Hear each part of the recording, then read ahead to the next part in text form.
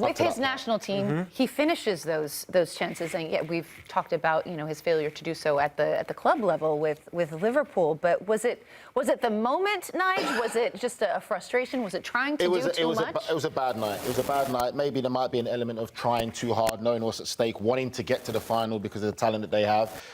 For me, for Colombia, I think we have to point out Luis Diaz for me. Diaz was absolutely sensational. You go down a man, if you look at his performance, and they literally kicked the living hell out of him the whole entire game, and he kept on getting back up. He was sensational for Colombia. And just to Charlie's point about manager making big decisions, Jaime Rodriguez did get booked.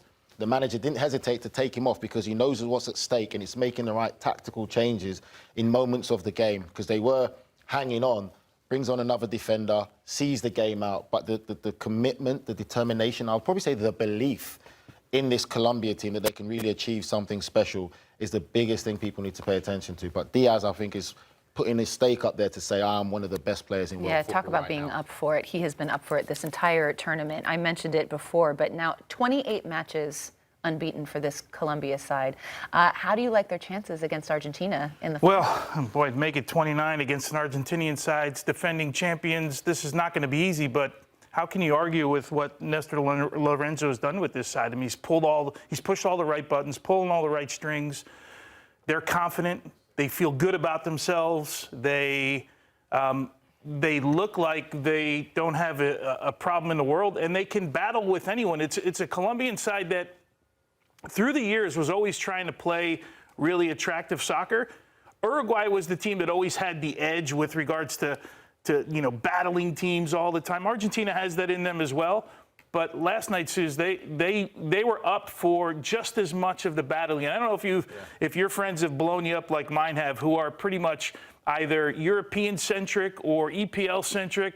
They're like, man, these guys kill each other in these games. Every single tackle, they're getting after each other. The games. Yeah, well, that's a different. But on the field, I mean, it's a completely different game, and they're not afraid to get stuck into each other. And that's a moment of madness with the elbow, right? Because you see blood red, and you see he's claiming he got pinched in his side and all that stuff. But the game is totally different. But I think Colombia, not only now can they play, but they have that same edge that other teams that we've seen over the history of CONMEBOL have had. They can do everything. That's a scary thing. They can play football, they can play through the lines, they can fight, they can battle, they've got athletes, they've got technically gifted football players, they've got intelligent football players, and they've got wingers that are absolutely sensational on both sides. So they can play every type of football you want, whether it's going wide, getting crosses in the box, whether it's going through Jaime Rodriguez, playing little intricate passes through.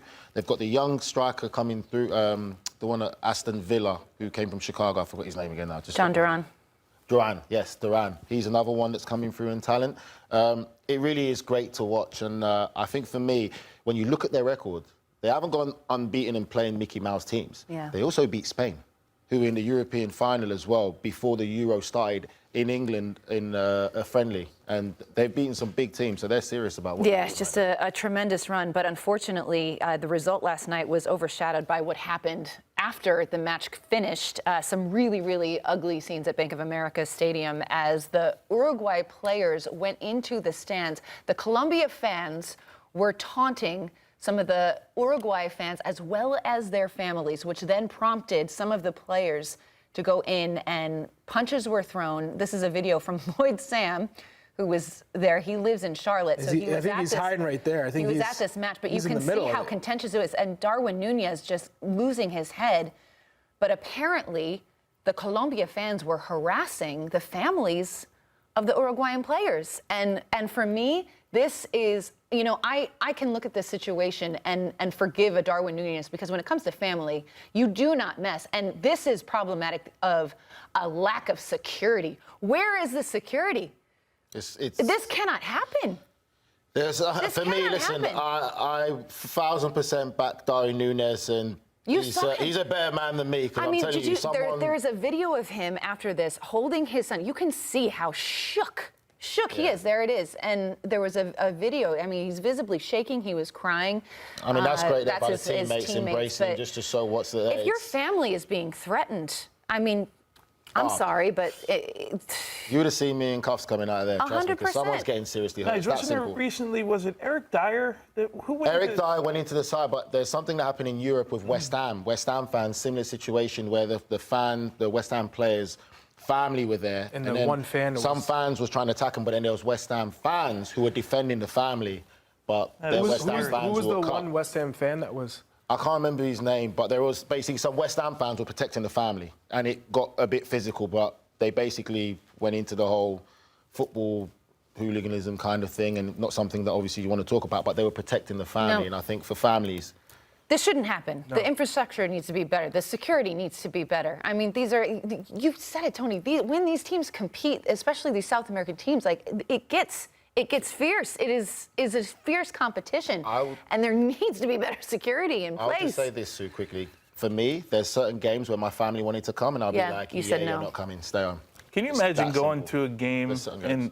and thinking that it's right to antagonize a player's, family, wife, Wife and dad, kid, my exactly. mom, Well, whatever? what's wrong with Like, yeah, I mean, I'm guessing, and I don't know this to be true, so I'm guessing there was some alcohol involved in this thing to make you do somewhere along the way in this Probably. whole thing. But can you imagine the thought process? Like, I'm going to go to the game, and I still don't get the whole fighting thing, but I get it. Tony- Tempers, but you're going to harass some family? It just makes no sense. So many sad people out there, and even like I said, for me, there's games that my family couldn't come and watch me because I was worried about sad their is that? Like, security. Where like I'm playing, but I'd rather your safety.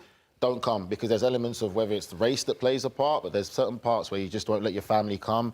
Your nephews what can come, stadium your is that? nieces couldn't. No, I'm not saying that. Oh, boy. He's trying me today.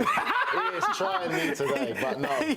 But it's sad. It really is sad. It is. The It's an security should be ugly part of our game that needs to be fixed for sure.